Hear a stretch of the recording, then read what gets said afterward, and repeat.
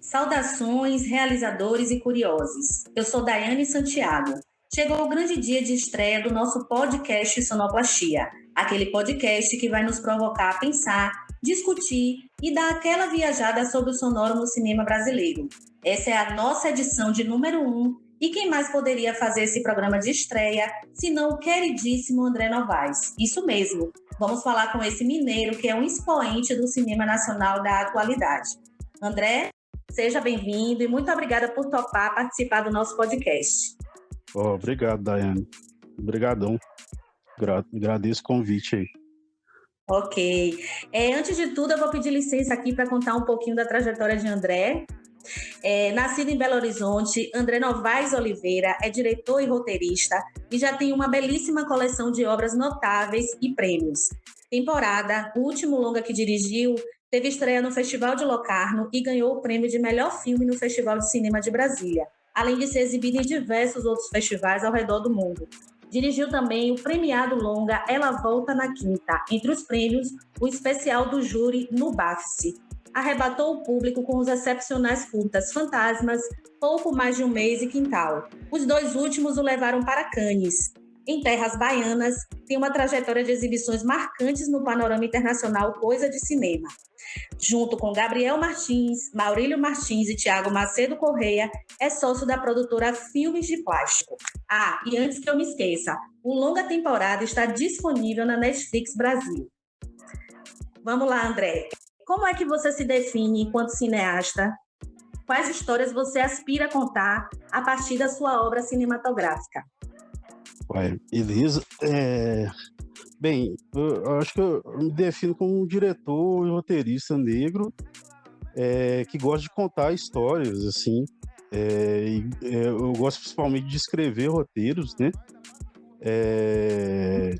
E eu busco escrever roteiros de uma forma intuitiva. Eu acho que, mesmo eu tendo estudado numa escola de cinema, uma espécie de curso técnico, eu acho que eu valorizo muito a intuição assim, no cinema, principalmente na escrita do cinema, dos roteiros, né, e tal.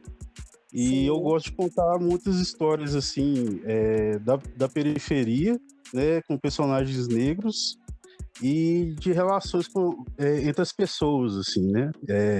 Questão de relacionamentos afetivos e tal, principalmente e tal. Eu acho que é uma forma de definir o que eu faço, assim. Sim, e realmente é bastante marcante, a gente percebe que é bastante marcante o som, né? Um som que traz uma lembrança de afeto, de afetividade e lembranças que a gente se pega logo percebendo qual é aquela ambientação. Diante disso, eu queria saber mais ou menos como é que você planeja os sons nos seus filmes, assim? Como é que você pensa, que você idealiza o som? O som do seu filme passa uma ideia, passa uma lembrança pra gente. Certo. Acho que cada vez mais nós da Filme de Plástico, a gente pensa mais nos detalhes do som, né? Então, tanto na captação quanto na finalização e tal. E para a gente é muito importante a periferia tá dentro do filme de uma forma orgânica, né? E que ajude a contar a história com detalhes, assim, né? Essa coisa de contar a história através do som, assim, também, né? Me vem à cabeça um exemplo de uma cena do Temporada que a gente estava filmando uma cena que se passava na história, se passava mais ou menos 9, 10 horas da manhã. E aí eu tive a ideia, nós tivemos ideia, a equipe toda, de colocar um som de uma panela de pressão, né? Funcionando, possivelmente fazendo ali uma carne, um feijão. E para a gente, a intenção da cena era mostrar a hora que estava sendo feito, né? Aquela cena, né? Dentro da história. E através de algo que é muito comum da periferia.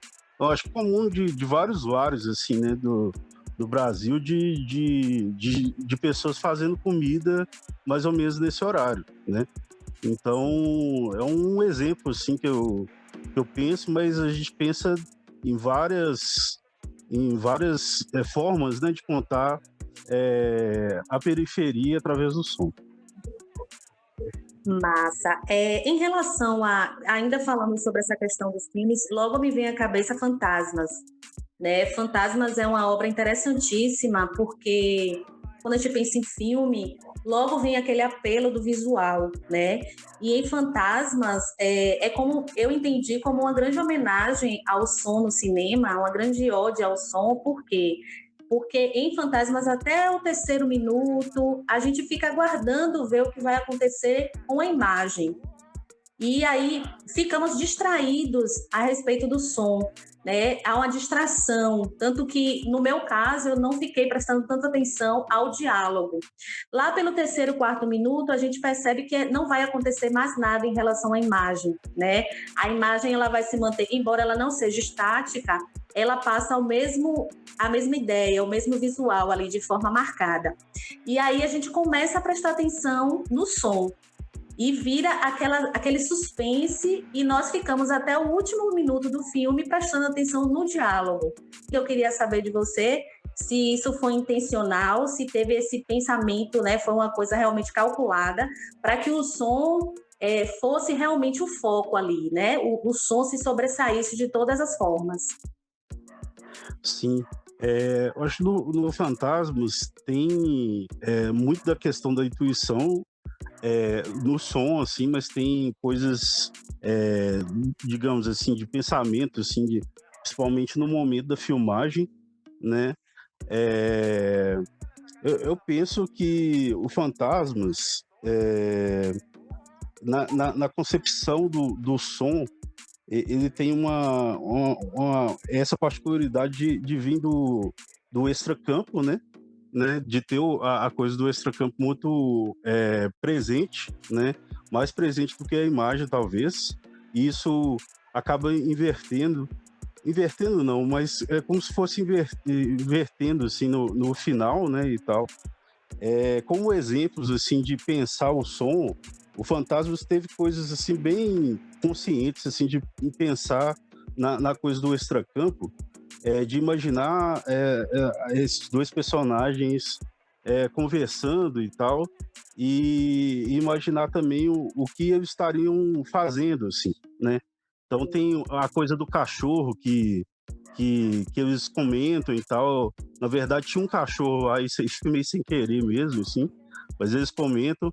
E uma coisa que eu lembro que foi muito pensada para o entendimento do extracampo, do que estava acontecendo ali, foi uma cadeira de bar, né, dessas que faz bastante barulho mesmo, quando o personagem do Gabriel levanta, né, e ele arrasta a cadeira, né. Na verdade, quem arrasta a cadeira é o personagem do Maurício, né. E aí tem essa possibilidade de entender o que estava acontecendo ali no extracampo, né, através desse som de uma cadeira específica, né, e é isso, assim, eu vejo como uma forma de pensar o som, isso, assim. Então tem um pouco de intuição, mas tem um pouco de pensamento na prática ali, o que estava acontecendo na cena, né. Sim. Tem uma coisa muito interessante sobre Fantasmas, que o Odilei Queiroz, da Ceilândia, né? Ele falou que passou Fantasmas num curso, numa oficina, na periferia, né? E aí os meninos, os alunos viram o filme, né? E o Odilei fez um exercício pedindo para eles desenharem alguma coisa do filme, assim, alguma coisa que tinha a ver com o filme, né? E aí teve um aluno que desenhou dois personagens negros atrás da câmera filmando o fantasma, né? Filmando a rua, né? E tal. E isso é muito interessante, assim, de pensar como a imaginação pode ir longe, assim, de pensar quando algo está no extracampo, assim, né? Eu acho muito interessante isso, assim. Entendi. Existem em algumas cenas, né, por exemplo, em Quintal, algumas questões do som são bem marcadas. Por exemplo, o bater das panelas quando o personagem está no almoço ali, e além de toda aquela ambientação, né? Mas na verdade é na naturalidade mesmo do processo, né? Sim, exatamente. Eu acho, igual eu falei, dentro dos filmes da Filme de acho que a gente tenta colocar o som da periferia muito forte, né? E de uma maneira orgânica, assim. Então, por exemplo, sons externos à cena, assim, que poderiam ser colocados como um som sujo, né? Eu não vejo isso como som sujo, eu vejo isso como algo orgânico, né? Da periferia, que na maioria das vezes é muito viva, né? E está sempre presente assim no som, o som das serras, né? O som dos carros de som que passam na rua, né? O cachorro que late e tal. Então isso tudo é incorporado, sabe? Agora nós temos uma provocação, né? Que é uma frase de Coelho, que ele fala assim: a dominância da visão repercute-se no nosso cotidiano e na nossa linguagem. Dizemos ver um filme quando de fato se trata igualmente de o escutar. Dizemos ponto de vista para significar a nossa opinião. Falamos de campo e de fora de campo, de som in e de som off, referindo-nos à relação do que escutamos com o que vemos no ecrã. Fique à vontade, Certo. pode falar. É muito interessante essa fala, né? Porque é isso, né? Mostra de uma forma muito detalhada, assim, como a imagem é colocada em primeiro plano, assim, digamos assim, né? Eu fico imaginando, assim, se é uma coisa decorrente, sei lá, do cinema mudo, assim, depois que veio o som, mas eu não sei, assim, isso é algo que surgiu assim na mente. Mas eu vejo que no cinema nacional, assim, existe hoje assim, uma maior preocupação assim, de se pensar o som, né? Tanto teoricamente quanto na prática e tal. E eu vejo que acho que aumentou bastante assim a coisa de alunos interessados em escola de cinema, interessados em som, e pessoas que estão interessadas e trabalhando em funções de áudio, assim, né, de som e tal. Então, Sim. eu acho que cada vez mais, assim, acho que talvez o cinema brasileiro pense de uma forma mais pense o som de uma forma que seja importante, né? Então, eu acho isso, assim. Não sei se pode ser uma impressão minha, assim, mas eu acho que tem um aumento, assim, de pessoas interessadas, assim, em estudar mais o som, assim.